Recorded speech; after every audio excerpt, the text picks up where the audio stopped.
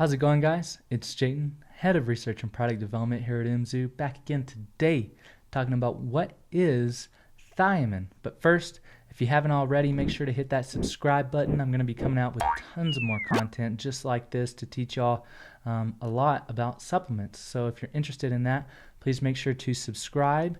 And without further ado, let's get into this one.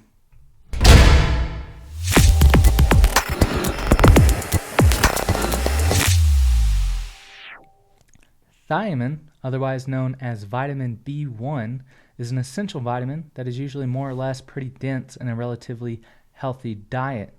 Thiamin was discovered in 1912 by a Polish biochemist, Casimir Funk. If I pronounce that wrong and any of you are Polish, please correct me. But he did this by isolating this nutrient from the husk of rice, which is quite fascinating. Thiamin is a necessary nutrient for the production of glucose within the body and is typically flushed out during times of high alcohol intake and is deemed to be deficient in times of high blood glucose. So it's very important for insulin sensitivity and uptaking glucose from the blood. Some of the benefits that have been associated with thiamin are significant decreases in pre-menstruation symptoms, which is quite interesting, decreases in blood pressure, and less harsh side effects of excess alcohol intake.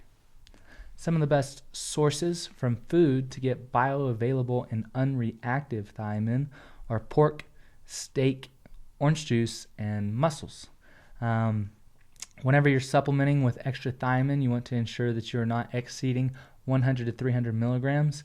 Going a little high isn't really something to worry about, as it's water soluble and it can easily be passed from the body through the urine. However, anything 300 milligrams or below is going to be what's safest to take.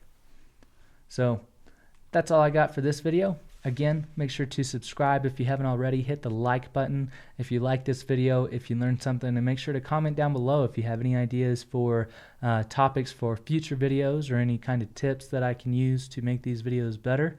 And I will talk to you next time. Thanks for tuning in.